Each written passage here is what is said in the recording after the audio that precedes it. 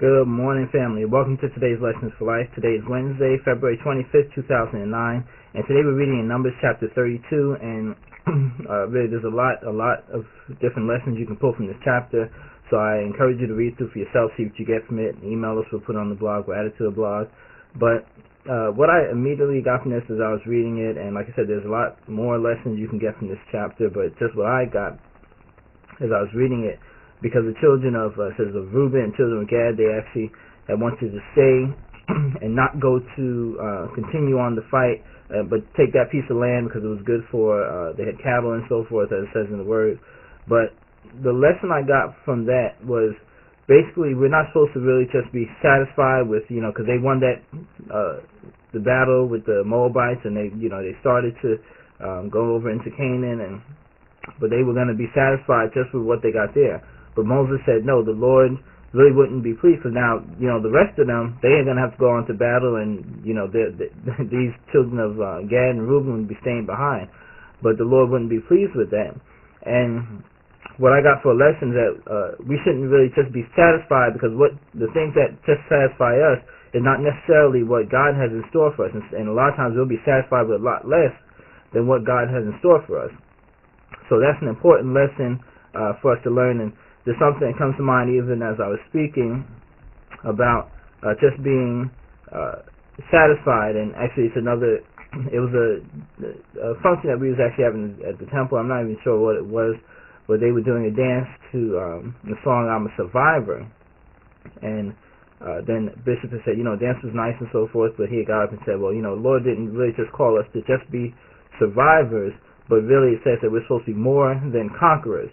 So this even reminded me of that time that he had said that, and that was like a very profound thing that I remember, and it's parts of your life that you just remember throughout continually and kind of motivate you on, that we're not just supposed to be survivors, but we're supposed to be more than conquerors. So we're not just supposed to survive or just make it, but we're actually supposed to excel and to exceed.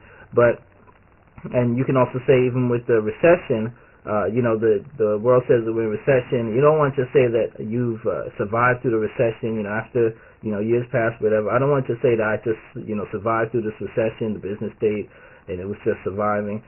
No, but actually we want to excel and exceed and really even grow even during this time. And that's why I'm taking steps even to do things to even advance the business and to grow the business even during this time when people are just happy just to be surviving.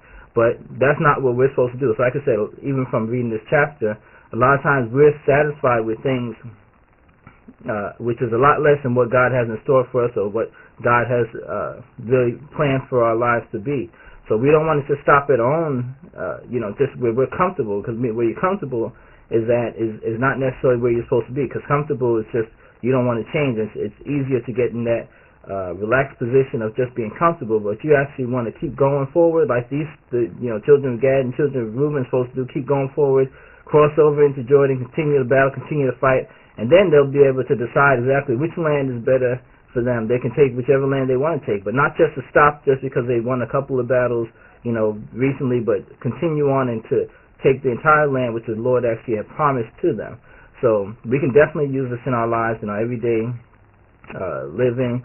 Just not to be satisfied with just what's comfortable for us to be in, but actually continually striving and going forward, pressing forward to what the Lord has in store for you, which is so much greater than what we actually want for ourselves many times. Most times, actually I say all the time. So that's what I got from this chapter. Like I said, there's a ton of lessons, and there's other stuff I could speak about even in this chapter, but I encourage you to read through for yourself, see what you get from it, but keep that lesson in mind about not just being satisfied, but continually striving and pushing forward for what the Lord has for you. Create yourself a wonderfully blessed day today, and we'll talk again tomorrow.